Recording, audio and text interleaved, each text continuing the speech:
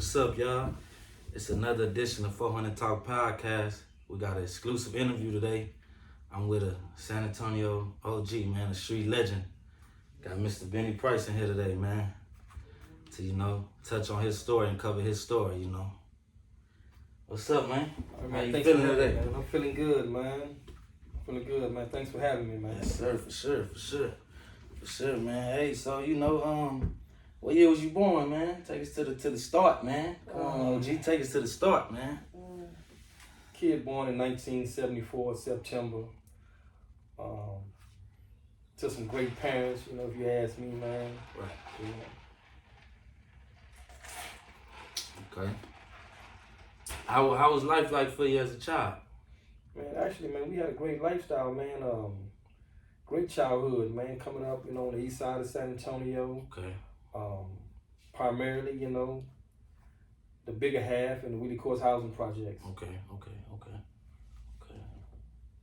And so we had a good environment out there, everybody loved everybody, growing up, with your friends, going to school with them, going to recreational centers, Okay. Yeah. Okay. What elementary and middle school did you attend? I went to Booker T, and I went to Emerson. Yeah. Okay. For y'all who don't know this, Emerson later turned into Wheatley, correct? Yeah. Okay, yeah, so back in the day it was Emerson. Because I attended Booker T, Washoe Elementary as well, and Wheatley Middle School. When I got there, it was, I used to hear the older dudes say it used to be Emerson back in y'all time. Yeah. You know what I'm saying? So, hey man, we're gonna jump right in it, man. It's documented what you've been through, what you've done. You know what I'm saying? Your time on this earth and in the street game. So I just wanna know, like, when you get in the streets? Like, how old and what was your introduction and why did you get in the streets and when? I think for us in the projects, our environment was the streets. Okay. So Okay.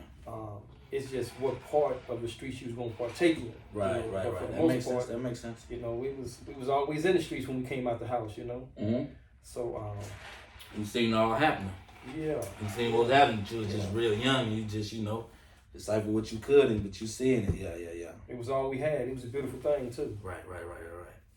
Understandable. Okay, so when you got in the streets, man, and you was maneuvering, man, like, how was it like? Because this was the late 80s and early 90s, so can you tell us how it was, like, at that time, and, like, what kind of things was going on a daily basis, like, and what was, like, what was you doing, you feel me? Because that's a decades ago. When we first, when I first kind of, like, if you want to say jumped off the porch, it was during the crack era, when the crack era first hit. It just first hit, like the movie New Jack City, but it was real. I'm glad you segued into that, because before you answer the question, how was the crack epidemic? That's what I want to know. Man, back then, how was it? Well, okay, before the crack epidemic, I remember my grandmother, she used to tell me about being a Christian and about Jesus Christ. And we used to hear these stories about how Jesus was gonna come back and save us, and then we even remember, like, cartoon, statements where he gonna come back on a white carpet and come save us, Right. And so when crack came, man, that's what we thought it was. Coming to save us, like, man, on that white carpet, man, Damn. And, it was like it changed the world, man. That's what I heard. And when I first started, I had some older cousins, Mm-hmm. and so they was out there in the streets, man, and I started off, holding they sacks, holding their guns, pitting their work that way. Right. Yeah. And man, it was fun though, they used to give me little crumbs and stuff like that, man. So I began to make a couple of dollars. Right. Yeah. But I had some other friends, my same age, some a year younger than me.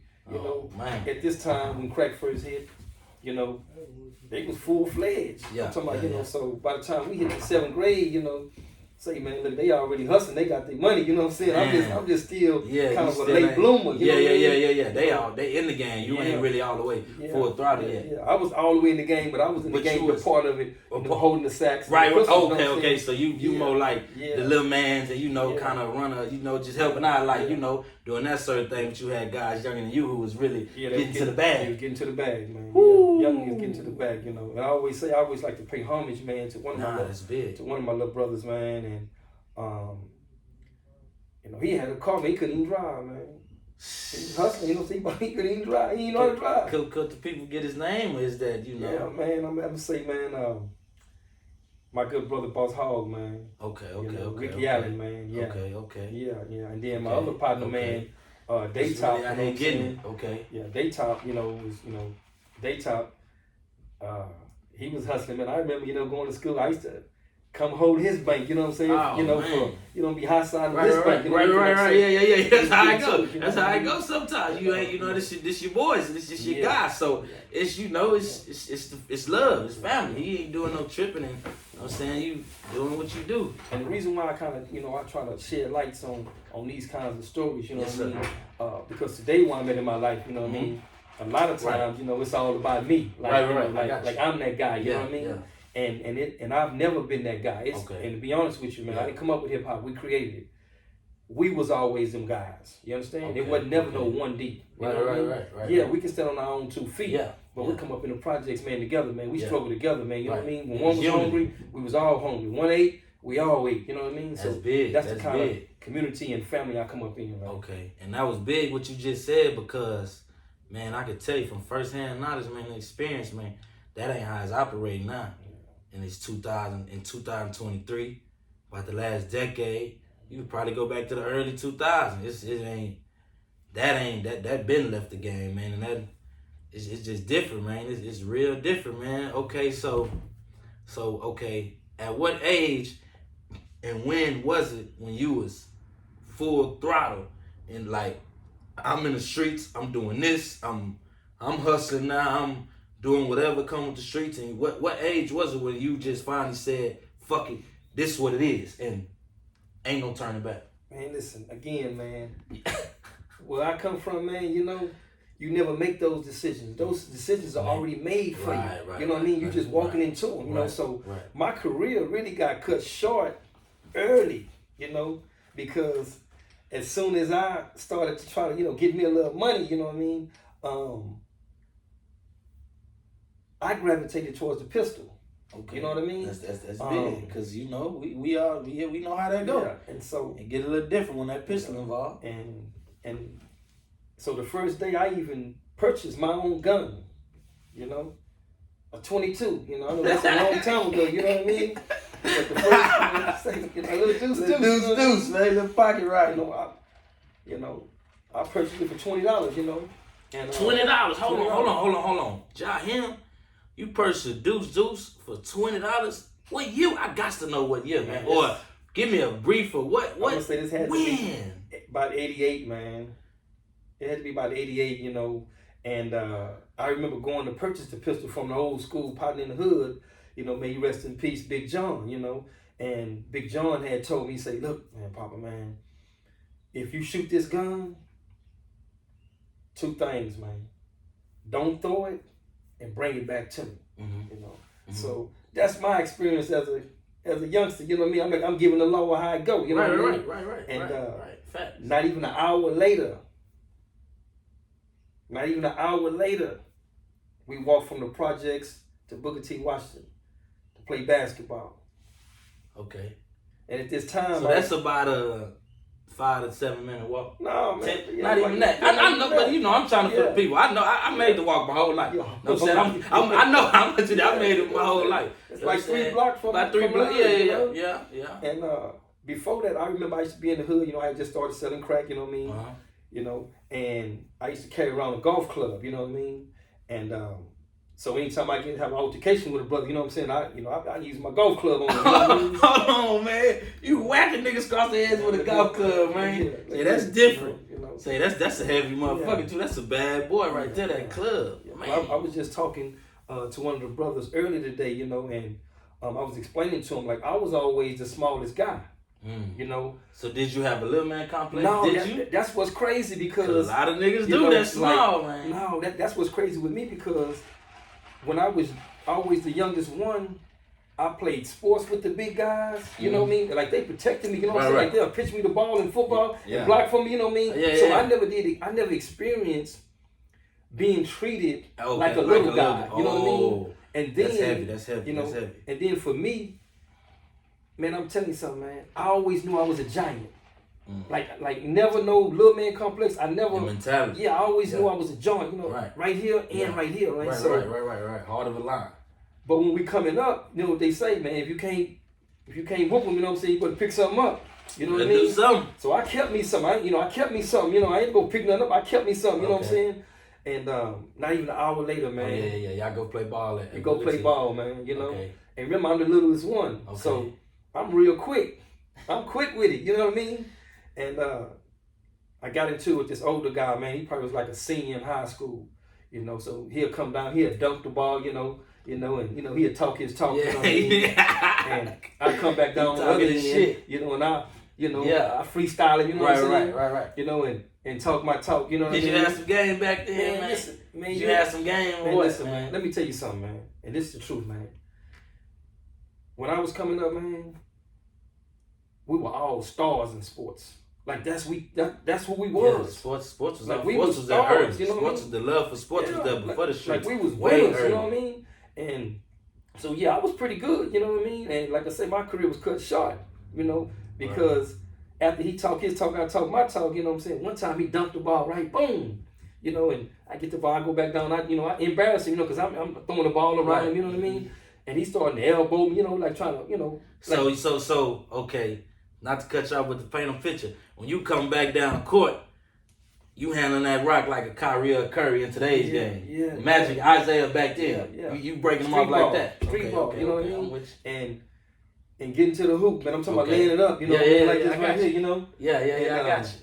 So one time he dunked the ball, and he like, when the ball came out of the rim, you know how Booker T was, it's like the ball will bounce and it'll bounce out. Right, how the concrete was, right? So when the ball kind of bounced out, I'm like, I reached to get the ball, and I hear, like, man, I know this man ain't spit on me, man. Oh, man.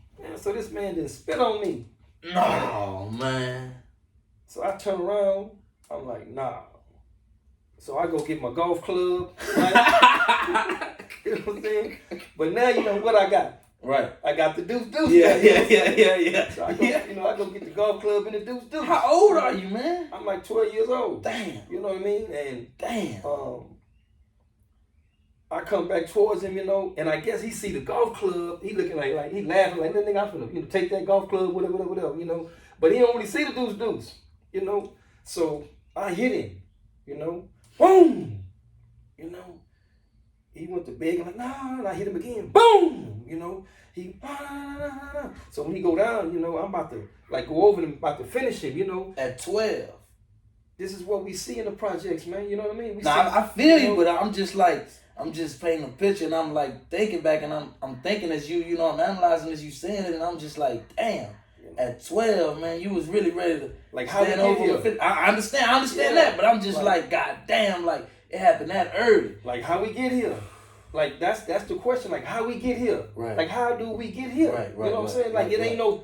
Right. There's no thought. That's like this. You see this. Right. This is how it go. Right. You know. So when I'm about to finish him off, one of my other partners grabbed me like, nah, Papa, man. You see everybody looking like, man, like nah. I'm like, man, Papa, please, man, just go. You know. So I go back to the projects. You know what I'm saying? And again, I do two things. I don't throw the gun, and I made sure. It was tough, yeah. My day one boss hog, man, make sure Big John get this gun. You know what I mean? I don't listen. You make sure, you know. So that's my first entry into, you know, the gunplay. Mm-hmm. You know what I mean? Like as far as, you know, like that. And when I tell this story, I want you to know that you're dealing with a young, corrupted mind kid. Right. You know, so and there's no excuses. Right. You know what I mean? That's what you're dealing with. Imagine you having a kid, young mind is being corrupted to violence or crime. that's what you got. That's deep. The decision is not, you're not making no decision. The decision is being made for you. That's deep. It's just that it depends on what kind of character you got, which way you're going to go in the streets. Right. Some people go towards the door. Right. True. Some people go steal cars. Man, I'm scared to death to steal a car. I go with you, but I got to get hold of the gun and watch out. You know what I'm saying? Like, just straight up. You know what I mean? But if it's time to put some work in, hey, I'm cool with that. Yeah. So that's my first entry into with the gunplay, man. Okay. And I want to tell you this here, man. Then I have to apologize. You know what I'm saying, for folks that have been harmed. Understand. That's major. That's growth. You know, that's growth. That's innovation. Yeah. That's major. Okay, so after that happened, that situation as a 12-year-old, so it was just what transpired right after? So what transpired right after was I had to go to court. Oh, so you went to jail? No, I was a juvenile, so I never did go to juvenile. Okay, you know what I mean? Okay. They just sent me a court date. Damn. Right? And so I talked to. But was you arrested? No, I was never arrested. This is how they was playing the game back then? I was never arrested. In 86? God damn! I was never arrested, bro. You know what I'm saying? I never went to juvenile, you know what I'm saying? So it's like they send you a court date, Remember this time I'm selling crack now, you know what I mean? So I'm on it now, and I'm talking to you. You get a lawyer, you get a counselor. You get like 3 different things as a juvenile then, Yeah. And so they telling me we all talking before the court. They like, man, you're gonna get probation. You know what I'm saying? Like that. I'm like, cool. And all I was really worried about, man, I got crack to sell. You know what I'm saying? Like I'm trying to get back to you know what I'm saying? Do what y'all gonna do. So the prosecutor or the DA, whatever, they agreed for me to get in probation. You know what I'm saying? Okay. So we go before the judge, man. Judge Rickoff, man. And Judge Rickoff say, ain't nowhere in the world I can let you shoot somebody and continue to go back just playing basketball like ain't nothing happened. Right? And I'm like, okay, yeah, that's cool. So that's why I'm getting probation, you know what I'm saying? Like, And he was like, I'm sentencing you to the Texas Youth Commission. I'm like, TYC. What is that? I'm like, what are you talking about? Yeah, I'm like, man, this man finna lock me up, man. I'm sick. You know what I'm saying? I had never been in juvenile for an extended period of time. Right. I mean, every time you go, people come get you that same day. You know what I mean? So now it's like, what? Mm-hmm. So I went from, selling crack, you know what I'm saying, that summer, man, to on my way to TYC. Damn, at 12. Yeah. And how long did you do in TYC? I did about a year in TYC. And I'm going to tell y'all brothers, man. Yeah, let them know. If people say that they wasn't scared when they first got locked up or went to TYC every time. Man, they lying. Are they just psych patients and they on vacation? Right. Real shit. Because all the things that you hear, you going to a new world. But this is what I will tell you, man. A new world, boy. That first night, man, and every night after that, man, every time I went to sleep sweaty, man, because I was doing push-ups, sit-ups, and dips. Because I knew that I had to stand on my own. Right. That's mandatory. And I had to build up some strength. Right. You know Right. Either to hold a nigga, you know what I'm saying? Oh, man. Or punch a nigga down, you know what I'm saying? But you got to build up some strength, Yeah. And remember, I always felt like I was a giant. Mm-hmm. But now you going into the world kind of, you thinking that, it's all giants. Oh, yeah, gladiators. You know what I mean? So was it rock and roll at that time in TYC? It was. Yeah, it was rocking and rolling. Yeah, I always heard it. I never went, but I always heard how it was. It was rocking and rolling, man. Young niggas just. Yeah. And this is before, this is like, I'm gonna say almost 6 months, man, before really the Crips and Bloods, exploded. Okay. Right. You know what I'm saying? Now, we had them in San Antonio. But it didn't explode. But it hadn't exploded around Texas yet. Right. So about 6 months down there, it exploded. I know it got real crazy. Yeah. Niggas banging, niggas just young niggas too. Niggas all around the state. All around the state. Niggas is kids, man. Damn, okay, so after you come home from TYC, how was it?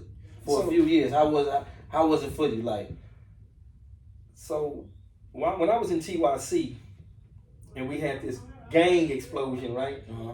So the courts really wasn't Crips or Bloods. Right. You know what I mean? Right. So everybody else kind of in the city became Crips or Bloods. You know what I mean? Yeah. So when they come to You know, in a 6-month period, you be amazed about how many youth is coming to TYC. Yeah, it's good. And now they Crips and Bloods, you know what I'm saying? Yeah. They banging, they giving these stories about, you know, how they banging against each other and stuff like that. God, and, you know, how real their neighborhoods was, you know. California did some shit, boy. And then when they speak about the courts, it was like, oh, them niggas, they players out there, them niggas dope boys out there, you know what I mean? They wasn't with the gang shit. Yeah. So in my mind, I was like, nigga, when I get out, it's going down. Yeah. Like, nah. It's going down. Some gangster shit, you know. And I don't, like I said, I just, for some reason, I just kept gravitating towards the violence part of it. You know what I mean? So when I came home, you know, I came home, to be honest with you, bro, to stack some bodies.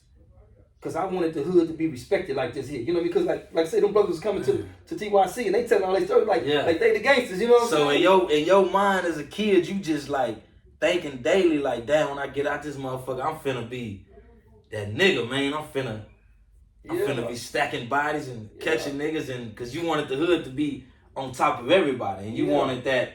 Yeah, okay, I got you. And like I said, because it was like, you know, the way they spoke about the course, they're like, man, of course, there's players. Dope boys, yeah. So that persona wasn't really on the hood is put in that work like that. Okay. So you know that was my thing. I said, man, I'm going to prison for the hood. I don't, nigga, y'all. You know, when I first came home, my first day home, man, when I seen the homie, I'm like, look, what's up? Nigga, y'all out there being sorry, like, nigga, what you talking about? Like, they didn't see or hear what I, you know, like, nigga, what you tripping out, you know? They like, so they got kind of stories, but they like, man, I'm like, man, you ain't gotta worry about it no more. This is gonna be the story from here on out, you know what I mean? And so you got you got a young, corrupted mind kid. That's what you got. A young, corrupted mind kid gravitating towards the violence. Right. Now what you saying is I'm taking in and hearing, I'm thinking like, damn, that's really like all throughout the world, but especially in the hood and poverty in America, man, in every city. That's how niggas is rocking. That's how niggas mentality is that seeing this street shit, that go to this street shit, man. That's why I'm trying to tell these kids, man, before you think about going to that street route, man, this ain't what it is. Cause think what you just said, man, the man who just seen it all, it ain't nothing, nobody could tell this man that he haven't seen or haven't done, period. But he was a kid, man, wasn't even 16 or 15, and his mentality was, nigga, I'm gonna catch a few, I'm gonna knock some niggas' tops off, man, and ready to go to prison for the hood. But when we raised up and coming up in the hood, man, I'm from the courts too, you know what I'm saying? I'm from 400 block Blue Bond, some shit I started, you know what I mean? And that's the way a nigga thinking as a kid, man. You ready to go do life or do time, you know what I'm saying, or what it is, however you go for the hood, but nigga don't really know that ain't the right way. Nigga ain't knowing. Yeah, so it's like, what it is, it's like, in our community, they expect our kids to make adult decisions. True. And so when we start making adult decisions, the adult decisions we're making is bad decisions. Yeah. You know what I'm saying? Because we're making decisions to go in the streets and hustle. We're making decisions to grab this pistol. You know what I'm saying? We're in the streets, you know, to go have 2 and 3 baby mamas. You know what I'm saying? Not protect the sex. You know what I mean? Yeah. So these are the adult decisions that we're making, but they're bad decisions because we don't know the consequences don't really know of the those consequences. adult decisions. Nigga don't really know the consequences, man. You don't really know. You don't know what you gonna have to go through, man, or what that life, what this shit come with, man. This shit come with so much, man. If somebody was to sit a kid down right now, if you was to sit with a kid at 16, and if you was to tell him, man, if you go that route, you might get shot, might get killed before you're 21. All the niggas you playing ball and hanging around with, half of them gonna die. They gonna get shot. You might go do 10, 20 years. But if you tell a kid that at 16, he wouldn't be able to, he's not gonna believe that. It's like, it's a fairy tale. It's a fairy tale, you know. It's like you old school, like, man, you tripping. And that's one of the things that I don't try to do is I try not to have these youngsters understand my life, right? Okay. As far as, man, I did 23 years in prison. Right. They like, well, they ain't even 20. They're like, man, you tripping. Like, they don't even exist. You know what I mean? Right. But what I do try to have them understand is that your mama love you. Yeah. You know what I'm saying? Yeah. Your brothers and sisters love you. You know what I'm saying? There's people in the community that love you. You know what I'm saying? That want good for you. You might not understand that right now. You know what I'm saying? But as a child, you have to trust somebody, right? True. And if I come out the streets and I say, well, they say I was the realest of the realest. Like I didn't, from beginning to end, real nigga, from beginning to end, right? And I'm telling you that this is how they look at me. And I'm saying like, nah, being a real nigga is overrated. I'm finna tell you the truth It's deep. about being a real nigga, right? That's what it comes with. I'm telling you, that's not what I want for you. Right. I'm not saying that I want it for you because it's you. I'm saying because if somebody would have came up to me and steered me in the right direction, I'm saying that's what I would have hoped because it would have saved me from a whole lot pain and destruction. True. You know what I'm saying? That's true. So that's what I try to reach them before they reach that street point. You know what I mean? Exactly. That's one of the reasons I started this podcast. You know what I'm saying? The last sentence you just said. You know what I'm saying? Yeah, I'm gonna talk about sports or other topics, but I want to try to get these young kids, man, these youth, man, young males and females, man, to know, like, before you go that route, this was going to come with it. Pain and destruction. And it's never going to end. It might never end for you. Shit is it's crazy, man. Shit is deep. Shit is deep, man. But, all right, I want to fast forward, you know what I'm saying, to, okay, how old were you? Okay, you just said you did 23 year stretch in prison, CDC. Okay, when you caught your case, how old were you? When I caught my case, I was 16. So you were sentenced as an adult? I was certified as an adult. How long did you stay in the county jail? I stayed about 2 months in juvenile and about 8 months in the county jail before I made bond. So what was the sentence? The sentence was a 40-year sentence. Yeah, so I got off like 10 months. Still a young, corrupted mind kid. Hold on. Hold on. Okay, I want to take it back a little bit. If you could elaborate, what happened the night you caught your case? So the night I caught my case, I remember getting ready for a concert, a rap concert. Things like DJ Quick, MC Breed, what was it like, Second to None, PKO, you know. So it was a pretty good lineup at that time. They were like, the hottest artists at that time. And I remember getting ready for the concert, and up to this point, I was full-fledged, So, I go up in there with intentions just to really enjoy myself, Okay. But with that, I know, the possibilities, you know what I mean, of something going wrong. And so I always prepare for something going wrong. And something went wrong, and again, you're dealing with a young, corrupted-minded kid that's gravitating towards violence, right? So when things go wrong, for me, I just stay violent. Right. You know what I mean? That's all you know. And so that night, something went wrong, and the way I addressed it, I ended up taking a young man's life,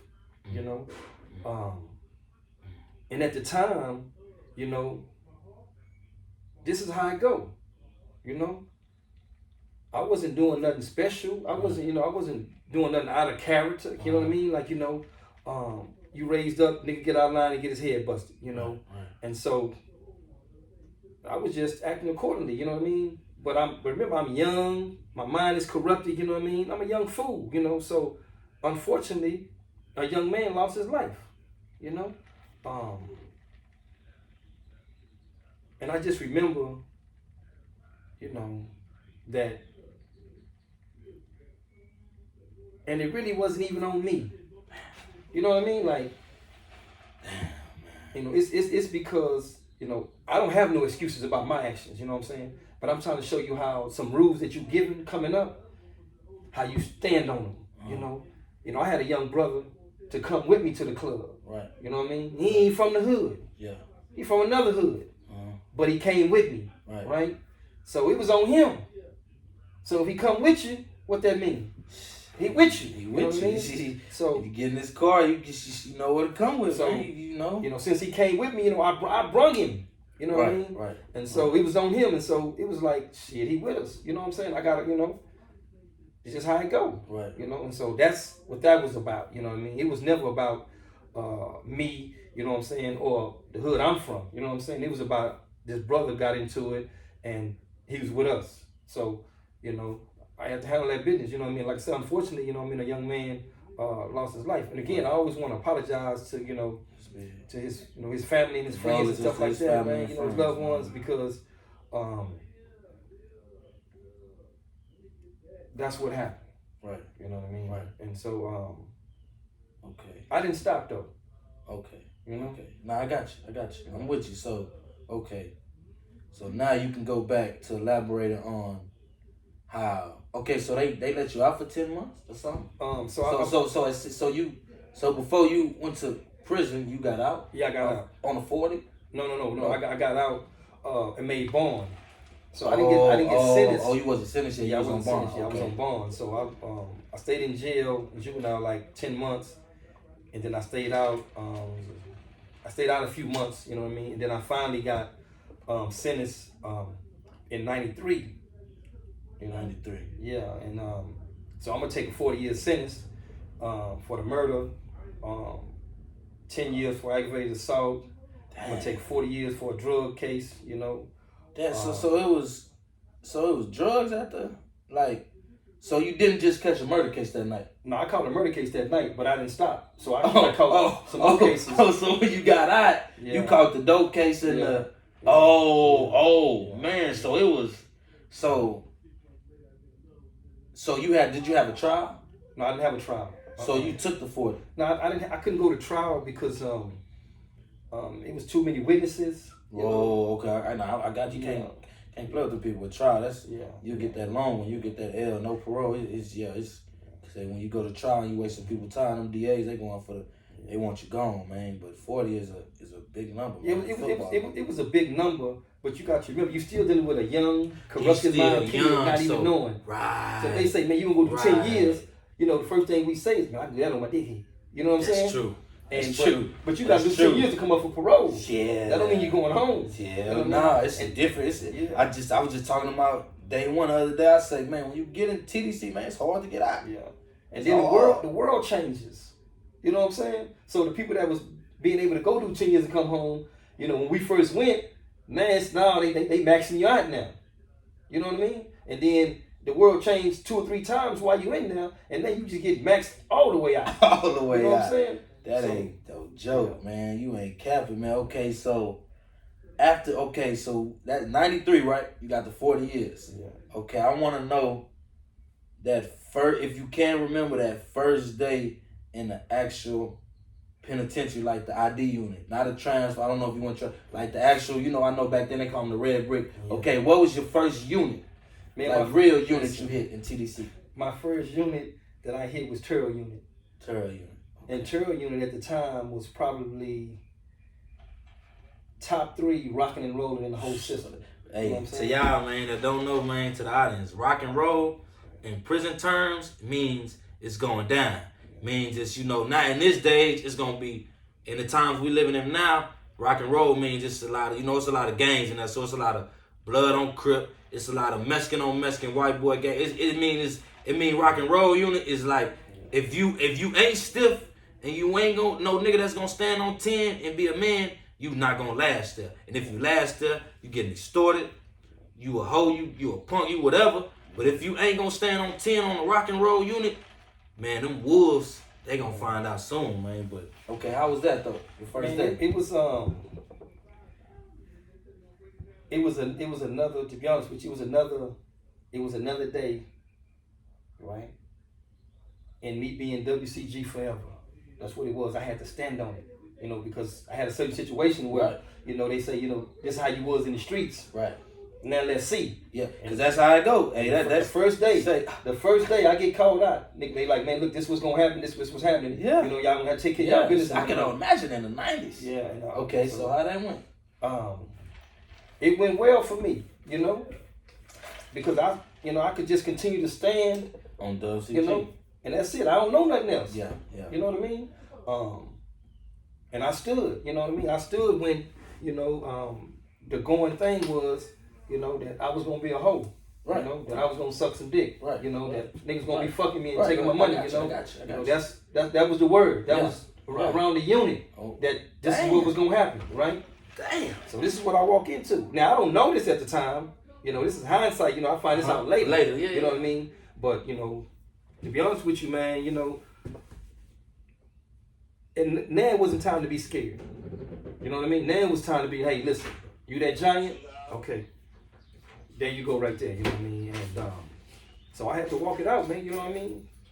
And I walked it out, you know what I mean? Right. Okay, so I want to take it back to something you just said while you was, you know what I'm saying, elaborating on that. Like, okay, you just said that started you being Dub CG forever.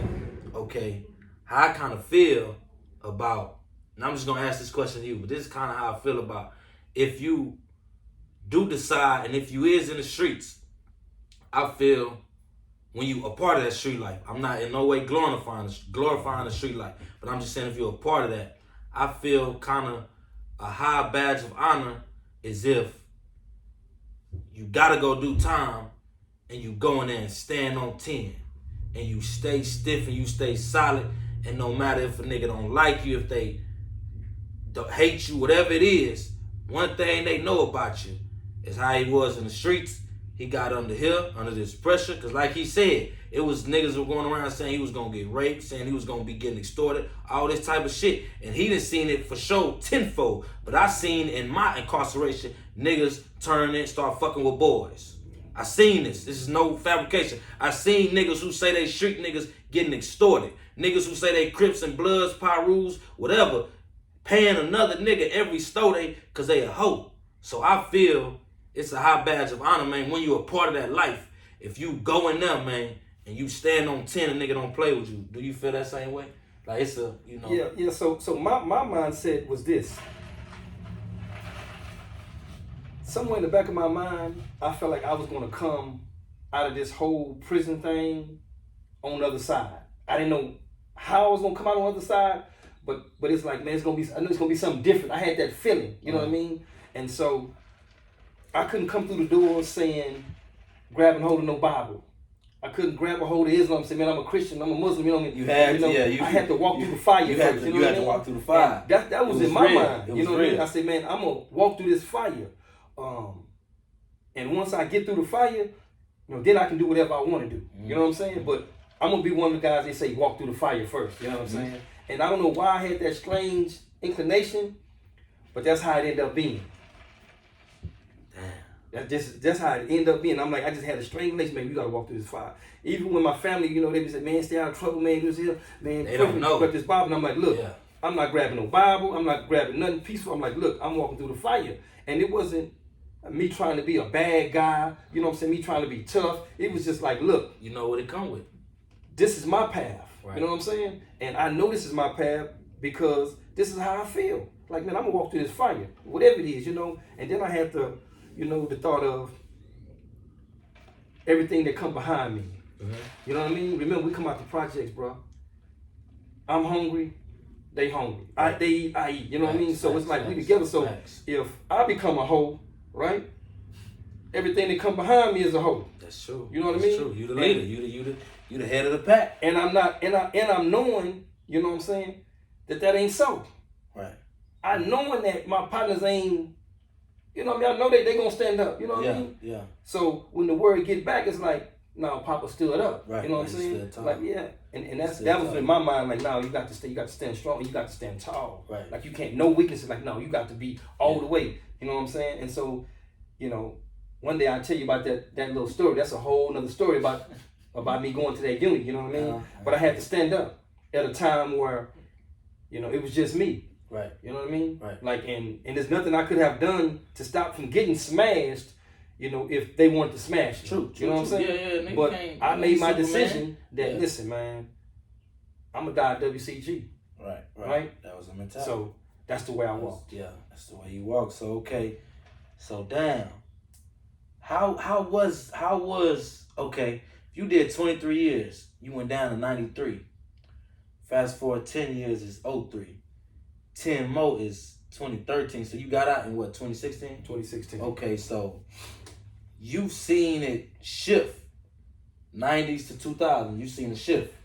Then you've seen it to 2010s shift. So, like, what was one of the biggest difference from the 90s in a rock and roll TDC unit, and I'm gonna say like 2010?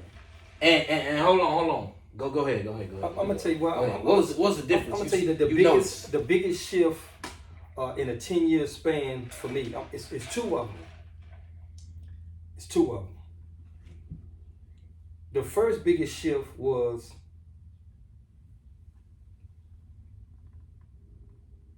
niggas started becoming snitches.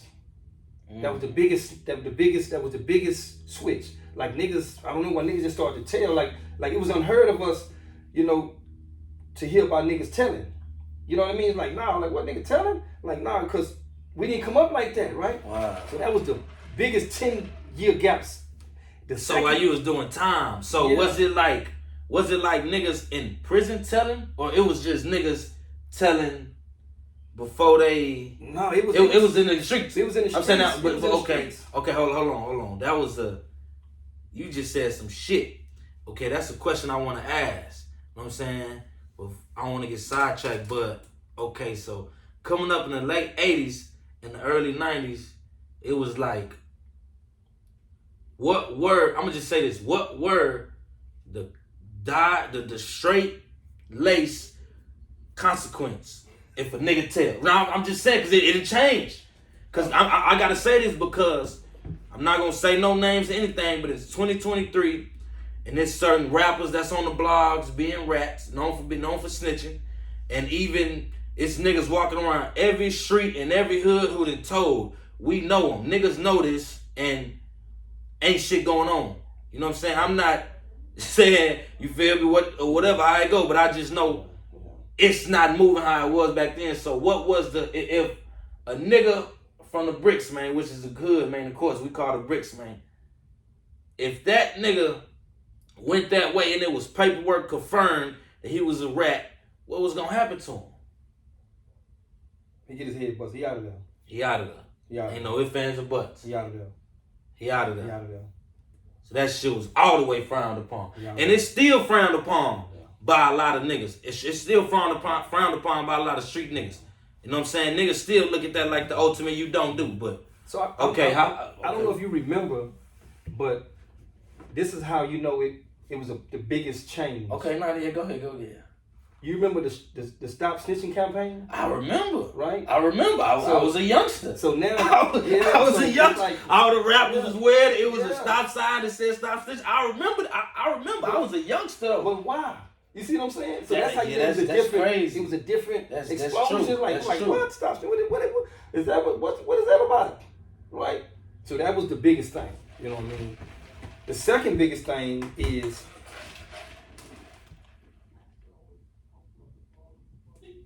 It's young niggas, I'm gonna say, becoming homosexuals. Straight up, becoming homosexuals, messing with punks and that stuff. Shit, man. You gotta give them the real. That's what I want y'all to know. Hold on, before Big Homie elaborate. When it comes to every episode, you go on YouTube and see a 400 Talk podcast, man. It's gonna be straight, real, raw, reality footage, man. Reality, man. We ain't cutting no corners. We ain't holding no tongue. Don't give a damn how a motherfucker feel. Woman or man, we giving it to you straight how it is and raw. You know what I'm saying? But go back to that, man. Yeah. Damn. So that was the second biggest explosion because at first it was more like the older guys that was doing it. Yeah. You know what I'm saying? Cause it's like, cause I know, cause I ain't gonna lie to you, man. 2016, I was getting sent to IDU, you know what I'm saying, transfer. I did 2 years on the transfer. And I was on fucking Darrington, man. Damn, man, hold on. I gotta tell this story, man. I'm on Darrington, man. Listen to me, y'all. I'm on Darrington, right? I'm in like the cage, you know, when you wait. You feel me? I'm on Darrington unit, man. I believe by Houston, right? That area. Yeah. So it's a nigga in the cage that came off the bus with me talking to a nigga. And I see a nigga, man. He about 40 to 50. He older. Tattoos in his face everywhere. He a big blood. You know what I'm saying? He banging. I see his gang tattoos. I see it all. And they having a conversation. And this nigga working like SSI, you know what I'm saying? You know, that's like the janitor, you know what I'm saying, cleaning the house. He got a good job. He in the penitentiary. So I'm hearing him talk. And I see this nigga with all these tattoos on his face, older nigga, gang banging. And I hear him say this out of his mouth. He like, yeah, man, I damn near had to kill a nigga last night. So I'm thinking like, damn, what the fuck? I'm coming from a unit where it wasn't no shanks or nothing. So I ain't seen or heard this type shit. And he get to telling the story. He like, yeah, man, a nigga tried to fuck with my bitch. Now I'm thinking the nigga mean he got a female guard, or I'm thinking he didn't want a female guard, or he fucking with a real female. He get to telling the story, and I really heard this man out his own mouth say he was about to kill a nigga over another man, over a homosexual. I was like, damn, that kind of fucked me up. You feel me? I heard him openly admit this to another nigga. Like, damn, but back to you, bro. Yeah. So I think, so that's just, I don't know. Again, I guess the world had changed, you know what I mean? Again, another shift. So, the young niggas started being homosexuals, you know what I'm saying? Like messing with, and so that was them, in prison, those were basically the two biggest shifts that I seen. You know what I mean? The niggas went from being solid to, a lot of people telling. Right. You know what I mean? Right. To niggas telling, to niggas being homosexuals. Damn. You know what I mean? That was the biggest shift, Damn. Okay, so I gotta ask about one more shift. Cause if y'all go back to my channel, man, look at episode 2, I talked about this. I know this shit happened, man. There's no way it didn't. How was it when K2 hit the penitentiary? Oh man, when K2 hit the penitentiary, it hit like maybe a year, maybe a little over a year before I left. You know what I mean? Okay. Yeah. And I had never seen nothing like it because, the K2 that was coming our way, brothers was getting stuck. Yeah, it's real. You know what I mean? Like, I tried to tell them. Like, stuck. Looking like zombies. Huh? Yeah, and I'm like, man, what? Like what? It's like, man, I'm like, So, at this time, the unit I'm on, I had just changed my life, you know what I'm saying? Okay. So, I'm like, man, what is this about? But my partner, they all the way in, you know what I mean? Fucking with. So I'm like, man, what? I'm like, man, y'all give, like, man, it's just, that's what they want. You know what I mean? And like, man, it's like the whole day room or something, man. People be stuck. You know what I mean? It's like, I don't know. I know how it is. I asked you that because, like, I'm not gonna lie to you, man. I was first introduced to the shit like 2010, 11, around that time. If not before that. You feel me? But 2012, I got probation, and a few of my partners got probation. So we got to piss in a cup every month. There's no way I can smoke weed. Because I'm trying to do the right thing. You know what I'm saying? I ain't going to penitentiary. All right, I'm going to do right. I'm 18. So at that time, 2012, me and my niggas was on probation together, and some was on parole. So we wasn't trying to beat them people. We like, I'm going to smoke this K2. So we're smoking in the world. So, so I used to smoke it in there. So I know when it hit the penitentiary, and niggas ain't smoking daily. So it's different. Niggas is, I know they was doing, niggas is rolling up in what? Bible paper, little joints, small little shit, man, and getting faded. Yeah. Damn, I know that shit was crazy. It was really, did you feel like it was kind of like an epidemic in there? Oh yeah, it still is right now. It still is. It is. That's a fact. I get phone calls every week. Yeah, I just got out 4 years ago. It's still going down. One of my best friends, he's like a peer leader. Where he's the one to go around and try to check on people. You know what I'm saying? Because people is getting stuck when they can't get it. People getting suicidal. You know what I'm saying? Yeah, it's so real. He's the one that goes around. He got a free reign of the unit. You know what I mean? Okay. Yeah, he got a free reign of the unit. He's a peer instructor. You know what I'm saying?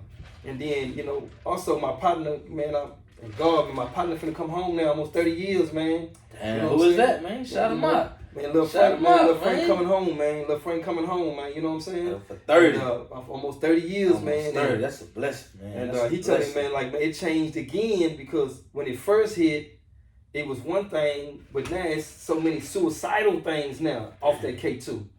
You know what I'm saying? And then remember, niggas is selling their soul for that K2 in jail, man. And you can imagine how it was when everybody was getting those, when they got that check from the government. Ooh, them stimulus. Cause them niggas in jail was getting stimulus, man. Them niggas getting that $1,200. You ain't bullshitting, bro. Niggas spending that paper. Everybody got some paper. When you in jail, if you got $1,200, man, you ballin', my nigga.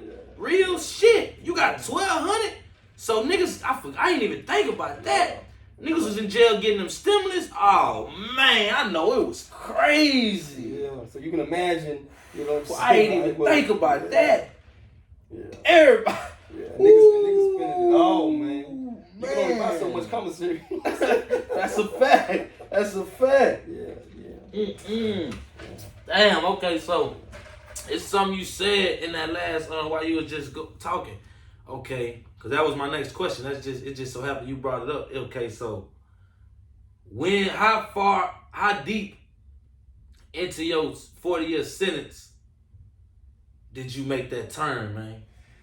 Like when did that it was like I was full throttle, you was in the streets. Yeah. When did you flip the switch and it's just full throttle? I'm dedicating my life to not be with that no more. Yeah. So one of the things that I want to say is that I'm probably one of the most documented people, you know what I'm saying, in San Antonio when it comes to you know the streets, you know what I'm saying, or it comes to you know my story in prison and stuff like that, you know, and then how God changed my life. Yes. You know, so for about 5 or 6 years before I changed my life, right? Let's say from about 5 or 6 years, I was like considered God on the unit. You know what I'm saying? I got the dope, I got the squares, You was I lit. got the girlfriend, It was sex, going down. you know what I'm saying? Free world food, you know what I mean? Oh, you was having your way. Like you was having your way though. like, you was having your way. you know, Paying attention. You made the best out of your situation. Bro, I was at the top of the shit hill, I call it. I was at the top. I was never even worried about going home. That was never even a thought. Hey man, y'all see how deep that was? This is someone who did 23 years, man. Nigga, it was times he never thought he was gonna see this side of the fence. It was never thought of. It wasn't even thought of. Y'all gotta understand how deep that is and how deep this shit, how deep we get ourselves, but how deep his thinking was, man. But go ahead. And so, I'm kind of at the top of the top, you know what I mean? Like, you know, and I'm sitting in the cell phone. You know, I got that work, you know what I'm saying? I got tobacco, you know what I'm saying? I got the cigarettes, the dip, I got the weed, you know what I'm saying? You know, I even had a little heroin, my partner out of Dallas, you know what I'm saying? Come drop the heroin off for me, you know, but I was at the top of the top, man, you know what I mean? I got you. And God came in the cell on me. That's my story, man. God came in the cell on me. Okay, but how deep was you into that sentence? Like, if you could remember the year or the, you know, because you went down 93, so. I was probably about almost 20 years in. So this is about 2012, 13, give or take. Yeah. 2012, So 2013, 2014. So about the end. So my conversion happened in 2012. Okay. You know what I'm saying? Okay. So I'm stretching it, you know what I'm saying? In 2012, you know what I'm saying? So how often was you, okay, you got the 40, so when was it, okay, you was under the old laws, but when was the first time you was scheduled to see parole? 10 years. So it was a 10? Yeah, it was a 10. And did you see him after 10 or was you too far fucking up? No, I seen him after 10. And it was, then they gave me like a 2-year set off. Okay, and then that's how it was going. And then the world changed again. And they came out with 5-year set offs. Oh man, I remember that. So when they came out with 5-year set offs, I remember that. I'm like, I know what I'm gonna get. I seen niggas get that 3 to 5. I was like, man. Yeah. So we was like, another 5-year, I got a 5-year set off, you know. But I was almost 20 years in. Okay, yeah. Before I had my God experience, you know. And God came in the cell on me, you know, and it's the first time in my life I can really say that I was afraid of what the consequences was. You know what I mean? And the consequences was something I did not know, but something I did not want. I didn't know what it was. You know, some people call it hell. Right. It wasn't the consequences of never getting out of prison because I had never had them thoughts. Right. You know what I'm saying? It wasn't the thought of losing my life because I know I was going to die one day. You know what I'm saying? Right. So it was much bigger than me. It was much bigger than, you know, what the eye can see. And for me, my spirit didn't want that. I was like, man, nah. But I told God, I'm like, God, but look at me. Look where I'm at. I'm like, you know, it's a nigga at the door now trying to score. You know what I mean? Like it's real life. You know what I mean? And he just said, come my way, man. Just come. I got you. You know what I mean? And I talked to him just like I'm talking to you. I said, God, you know my heart. You know, I got a black book right here, man. You know what I mean? I've been gone 20 years. You know, the hood, been getting into it, you know. Certain things been happening. You know, they killed my best friend when I first get locked up. You know, I said, God, you know I got a black book. And if you don't take the black book from me, we lose. Not to bring back that trauma and pain, but if you could, who was your best friend you lost? My best friend was Quincy Dixon, man. Real cute, man. Yeah. Hood representative, man, you know. And when he lost his life, so you was about not even 21 yet, not 20. I wasn't even 21 yet. Damn. No. And it was like, not to try to, bring you back to that time, but I've experienced losing my best friend, you know what I'm saying? My best friend was O'Malley Ray Jackson. I lost him in 2011, and I still ain't recovered. So I understand how that is. I'm saying it kind of never leaves you. You understand me? But you can elaborate on, but when God came to you. Yeah, so, that was my biggest thing with God. I'm like, God, you got to take this black heart. You know what I'm saying? Remember, I've been violent. I've been, so it's like, I just wait my turn to be violent again. You know what I mean? So it was like, God, if you don't take it, we lose. You know what I'm saying? And so I really thought that God couldn't take it. But I was willing to take a chance, kind of like to prove him wrong. Like, okay, I'm going to walk your way, but you can't, I know you can't take this darkness. You know what I'm saying? Like, but I do want to say this right here, man. I struggle with a lot of things in life. Still to this day, I struggle with a lot of things, you know what I mean? I ain't nowhere I want to be, you know what I mean? And I know I ain't nowhere where God want me to be, you know what I mean? But it's one thing that God took from me,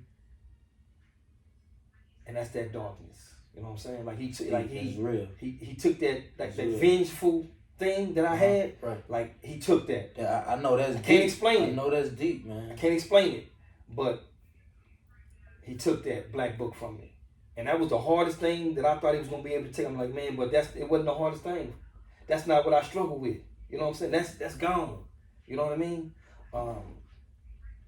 So what's some other things that he had to continuously work on me, but that's what I was thinking. Like, man, you can't take this darkness. I know you ain't gonna take. You know what I'm saying? It's dark over here. You know what I'm saying? It's too much. I'm just waiting my turn. You know what I'm saying? So whenever, you know what I mean. But he took it from me, man. And when he took it, man, I became a different person. That's a blessing, man. That's just knowing how I know you, man, and just knowing the stories I done got off camera, man, and shit we done talked about, man. That's real deep, man. That's a blessing, man, that God was able to, man, to save you, man. That's a blessing he was able to save you, man. So, okay, after that moment, what was your everyday life after that in the penitentiary? And up like, how was you? Did you get heavy into the Bible, or how? Like, what was now? Cause okay, and did you stop hustling? Okay, so my transition was this. I had to make a decision. You know what I'm saying? If I said yes to God, you know what I'm saying? Right. I'm saying no to everything else. Right. You know what I mean? That's so, I like to say I call a meeting. You know what I mean? And I tell my partners, I'm like, look, I'm out. You know what I mean? Like, what? Like, I'm out. I'm like phones. People owe me money. Like, man, don't even worry about getting it. You know what I'm saying? Just it's good. Like the dope, whatever it is, the package. I'm out. And they was like, nah, nigga, you too short, nigga. You finna do something big, nigga. You know what I'm saying? You ain't leaving us out. You know what I'm saying? That was they mind thinking. They was like, nah, you finna do something big. You finna do something big. Yeah. My younger partner's like, nah, man, no, let me in. Just let me in. Damn. And I'm like, no. They don't even believe it. I'm like, nah. They can't believe it. They ain't seen this shit. They know you from being on top, being that, what they call that nigga. Being the top shot caller, this boss nigga who got everything you can ask for if you're in a situation incarcerated. Yeah. So they can't believe that. You know what I'm saying? And so I told God, I was like, God, look, I've been a lion all my life. You know what I mean? And I say, them wolves got to eat out there. You know what I mean? I'm like, what we going to do about that? You know what I'm saying? And God was like, look, you got to become a sheep. Man. You know what I mean? And when he said you got to become a sheep, that means I have to protect you. You can't protect yourself no more. Mm-hmm. You can't go out and think you can make things happen for yourself. You got to really depend on me. And I'm telling God, man, them wolves got to eat. You know what I mean? I've been a lion all my life. You know what I'm saying? I know what it is. You know what I mean? The transition's tough, man. I said, they got to eat, God. And so what God did was, he sent me the Proverbs. And so I began to go to Proverbs and read Proverbs. You know what I mean? So I would come out my cell and I'd be like, look, come here, check this out. It's the word of the day. Now remember, they looking at me as the God of the game. Right, you know what I mean? Gotcha, so they all ears. They want to, they think it's some game. You know what I mean? So I'm saying it's the word of the day, and I would recite a proverb, right? And like, okay, man, okay. And it was always something good. See, the word of God, you can use it going in the right direction, or you can go use it in the wrong direction. But it's true. Depends on which way you're gonna go with it, right? So every day I come out myself, like, man, the word of the day, right? So they started saying, man, what's the word of the day? And I got the Proverbs. So this is God's wisdom. So instead of me coming out there and the wolves eating this lamb, they eating the word of God. Man. So that's how God said, I'm gonna feed them. Don't worry about it. You know what I mean? Powerful. And that's what he used. You know what I mean? He used his word to feed the wolves. You know what I mean? And so like a year later, they would see me and they're like, hey, Papa, what's the word of the day? Because they still thinking that they getting some game. They still thinking they just trying to figure out, man, what the game is. I know there's something behind this here, you know? But it's the word of God. And the word of God is true. Depends on which way you're going to go with it. You can use it in the right direction or you go in the wrong direction. You know what I mean? Right. So that was my transition of God taking care of me and walking with me. You know what I mean? And then to be honest with you, bro, I did get Jesus drunk. You know how we used to laugh at nigga Jesus drunk? Nigga, that Jesus drunk. Man, I got Jesus drunk, man. You know what I'm saying? Hold on, man. Tell the people what that mean to get Jesus drunk. Break that down. Yeah, man. You know, break that down, man. It's like, you know, we used to laugh. You know, the church people going, man, they always talking about Jesus. Right, Jesus, right, Jesus, right, that was right, Bible. right. Yeah. They dressed up like going to church. Oh, you going to Bible study, you know what I'm saying? And, you know, and that's what happened to me. I got Jesus on. Everything was about Jesus. My Bible study, church, you know what I'm saying, 2-3 times a week, you know what I mean? It's like, out in the day room, going to the rec yard, it's like Jesus, Jesus, Jesus, you know what I mean? That's powerful. But I'm going to tell you something, man. That's powerful. The best thing that ever happened to me in my life is getting Jesus drunk. Because now I know the word of God. Right. That's real. Can't nobody come to me and tell me nothing different about the word of God. That's real. real. You know what I mean? Because you know when you're in prison, if you go to church, right? I used to go down there to drop off and hustle. I know how it you know goes. what I'm saying? I know how it is. So, and there's somebody different down there every week. Right. So you get a different word. You know, you get a different preacher every week. True. But I got the same Bible. Right. You see what I mean? So no matter what they come say, if I say, man, it ain't in the Bible, man, no. I ain't going with it. Because God didn't give me a preacher. You know what I'm saying? God didn't give me a church. God gave me a Bible. Yeah. You know what I mean? Yeah. So that's why I got Jesus drunk, man. And like I say, it's the best thing that ever happened to me, man. That's deep, man. That's powerful, man. That's God, man. That's all you can chalk that one up to, man. That's God, man. That's the Lord, man. That made that transition for you, man. And as I can see, it's been good ever since, man. Okay, so now I want to fast forward to when you got out after 23 years. Take me through that first couple of weeks, man. That first 23 years of all you knew was a cell, living in basically a bathroom, man. Sink, toilet, come on, man, bunk bed, a celly, or you a one-man cell. So, and this is after the world. This is the 93 to 2016, man. That shit is. Even though you was playing with the phones, it's social media and this phone crazy, it's technology crazy, it's the hood you left is new. Mm-hmm. Don't forget they built the new hood. A lot of the shit you seen coming up ain't even here no more. Hurt my heart, man. Whoo, how was that, man, the first couple of weeks, man, after 23 years here? So I'm gonna start off with my first hour out. Okay. A lot of us have a thought of, man, as soon as I get out there, I got to wash this prison stuff off me, man. I got to go get in the shower. I got to wash it off, right? Yeah, that's how I thought. I can't lie. So my first hour out in Huntsville, when got a little motel room, you know, I want to wash this stuff off, man. You know what I'm saying? So, I ain't even leave Huntsville, man. I got to wash this stuff off, man. I ain't gonna bring this stuff all the way back. Hold on, I ain't never heard niggas say that, man. What? I done talked to a lot of niggas first shot, man. Nigga, we got a room. Yeah, the first hour I'm out. Yeah. And they gave the bullshit clothes. What TDC gonna give a nigga some bullshit ass clothes, man? Okay, so what happened, man? So I go to the room, I gotta get in the shower, man, and as soon as I get in the shower, I'm in the shower maybe about 10 seconds. And something just say, man, did you take your shoes off? I look down, I got my corduroy high shoes on there, soaking wet. I'm like, man, boy, nigga ain't institutionalized. Who is? Hey, boy, nigga institutionalized. Boy. Hey, boy, any nigga know, man, you go to jail, you take a shower with them shower shoes, boy. You bet that he let them feet hit that ground. Woo, so it's like, I'm like, man, my car water is soaking wet. You know what I'm saying? So I had to put my car water house shoes on the heater. You know, you got, it turns the AC. I got to turn on the heater. You know what I'm saying? But anyway, I shower. Hold on though. Did that Motel 6, did it feel like a mansion? Man, listen, man. No, from where you came from, did it feel like a bad motherfucker? I'm gonna tell you, to be honest with you, bro, and this is no lie. I didn't feel free. Okay. So I walked through the doors of the home I was going to. Okay. You know what I mean? Like, I got you. Because in my mind, I got you. In my mind, this kept going through my mind. Like, the feds is out there.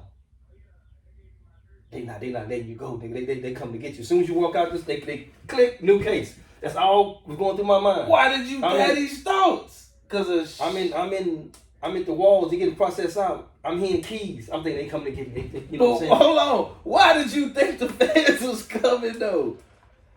Cause the shit you done in the past, or you just don't know if it's just. I'm not saying, man. What, nigga, it didn't feel real. Nah, I mean, the life you live, That's understandable. Some things you get away with, you know what I mean? True. But I did, so I'm not believing that, even though, like I said, I get Jesus drunk and I believe, man, God will do the big one for me, right? I'm just not believing that he'll do this one. Like, it's not real, you know what I'm saying? So, the whole time I'm going out, you done seen movies, you done seen the TV shows, so I got you. That was my thinking, like, man, like, nah. So I didn't feel free until I walked through the doors of the house I was going to, bro. I was just like, man, that's real. Like, damn, man. Oh, it's real. You know what I'm saying? Like, you know what I'm saying? Like, because I had never seen on no movie or no TV where they come to a nigga house. They don't let you make it there, you know what I'm saying? Nigga don't be making it to the house, he good. Nigga make it to the house, he good. I ain't never seen that nigga all the way home. Right. Yeah, so that was my thinking. So when I got home, I'm like, man, and I'm going to tell you something, man. So, I paroled to Houston. You know what I'm saying? Mm-hmm. So I got to come back to San Antonio. That weekend, man. Right. And you have to have some courage. You know what I mean? You have to be a very courageous person to be considered a violent person, a real nigga, a killer, a head buster, you know what I'm saying? Considered a leader, one of the heads, you know what I mean? Mm-hmm. Out the courts. Right. You know what I mean? I got you. And come back into San Antonio. Yeah. With no gun. So that's my ride. You do though. You do. That's my ride. You do though. You do. Cause you ain't no telling how you gonna be perceived to people you done hurt or just people who got this hate and anger for you for some shit 2 decades ago. You just don't know what's So that's my ride, right? Yeah. But again, I had to trust God. Like, man, you got to be a lamb. You can't be the lion. Yeah. You know what I'm saying? Yeah. And I want to tell you something about lions, man. Ain't no return for lions in the wild, brother. Man. First you That's eat, true. and then you get ate. That's true. Ain't no return for the lions in the wild. Ain't no return. That's true. You know what I'm saying? That's true. I ain't even think of that. Yeah. So it's like, man, when God told me to be a lamb, I'm like, man, But I had a decision to make. You know what I'm saying? Just because you change, don't mean the world change. True. You know what I mean? True. So I had a decision to make. True. What you gonna do? True. You know what I mean? And so when I came back, we had a little get together and stuff like that, man. And I told the brothers, you know what I'm saying? Just straight up, I say, man, do I gotta do anything else to be a real nigga? They're like, nah, like what's up? The homies, they loaded, you know what I'm saying? They corner to corner, you know what I'm saying? Yeah, I know. And they like, nah, what's up? Like, And I'm like, is there anything? You know what I mean? Like, nah, you good. Yeah. You know what I mean? And I told them I'm out. They're like, huh? Like, yeah, I'm out. I'm like, don't concern me with the streets. You know what I mean? Like, it's something good, come my way, And this at a time where I'm probably at my strongest. Right. You know what I mean? I got you. Because I'm relying all on God. You know what I'm saying? See, you get weak when you start relying on yourself. You know what I'm saying? You get weak and weak. As soon as you start, it's your courage, it's your realness, you know what I'm saying? You get weaker. You know what I mean? So anyway, I let them know that, man, and I thank God that God had already conditioned those brothers' hearts to respect that. Damn. I feel you, man. That's real, man. That's powerful, man. So damn, that's deep, man. So, okay. Now I'm just gonna give you this opportunity and this time, and I want you to, you know, if you could tell the youth anything, anybody either knee deep in the street life or halfway in, halfway out, or a youngster who ain't grown yet, or who maybe thinking about he gotta look cool and he want the baddest bitches and he want the designer clothes and he want the notoriety, he want all this shit that's a good part of the streets. Like, is there any game, any guidance, man, any knowledge, man, that you done learn or be on this earth since the 70s and everything you done seen, what you would tell them? The first people I want to start with is our black and brown communities. You know what I mean? We got to do a better job in raising our young the right way. I'm talking about as a whole. We got to come together as a community and raise our young the right way. Right. So we don't have to necessarily worry about them going the wrong way. Okay. That's the first thing. Okay. For the kids that may hear this, I'm about to tell you something that you're not going to even understand. But one day, you're going to have to trust somebody. And I want to say, trust your parents until you're like 25. Hopefully you won't become a convicted felon by then. See, I'm trying to get you past high school, past the graduation, 4 more years of school if you want to, in school. You know, I'm trying to get you to where your young mind can be developed enough to where you can make a good adult decision for your life, right? Yeah. You're not going to really understand that right now as a kid, right? Because if I was to tell you, you got to pay the light bill every month, you didn't understand that. But if the lights went off, you understand we need some lights, right? Yeah. But you don't understand the light bill needs to be paid.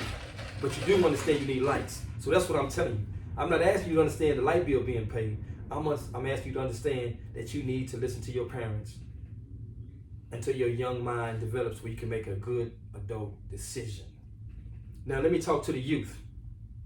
For those in the youth that may be thinking about joining gangs, or that's in a gang, you know, or halfway in the streets, or all the way in the streets, you're hearing it from a person that's considered a real nigga. Don't nobody know I changed or not, possibly, but my family and my friends. Everybody outside of that don't know if you changed or not. The reason why they know because you interact with them every day. And if you're not doing the same things, they know. And if you're back doing the same things, they'll know. So they'll know. So what I want to tell you is that being a real nigga is overrated. Those consequences of being a real nigga, a slime, a stomp down, a head buster, being part of the murder team, you hear me? It's not worth it. You're listening to somebody who's been a part of that, who walked that, who lived that.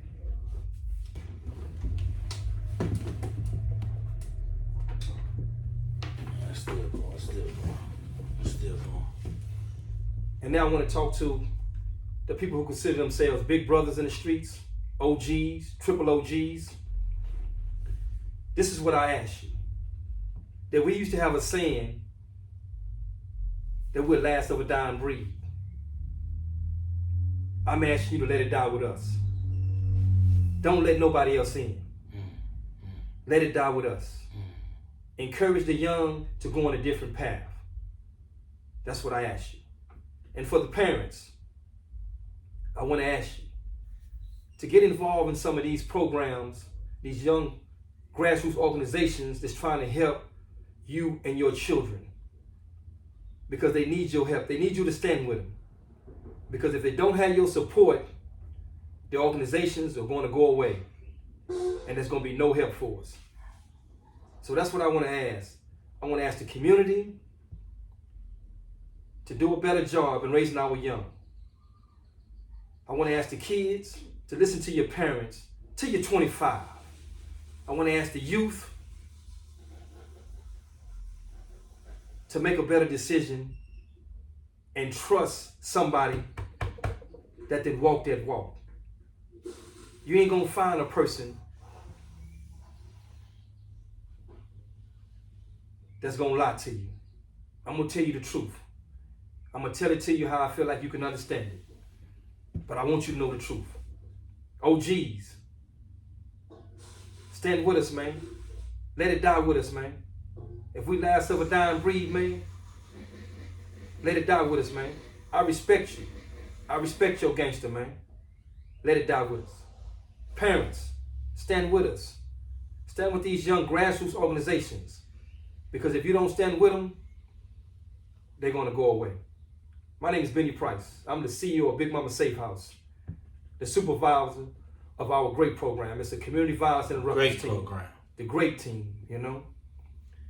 And what we're trying to do, man, is we're trying to save our young, man. We're trying to reduce the gun violence, man. That's big, man. We're trying to give our young alternatives, man, than using guns to solve their solutions, man. Remember, I respect you where you at. I'm just asking, if you want to do something different, come join us. Big Mama Safe House, San Antonio, Texas, 214 Blue Bonnet. Go to our website, bigmshouse.com. And me, Bennie Price, you can reach me, 281-509-1397. That's 281-509-1397. Thank you. That's major, man. That's major.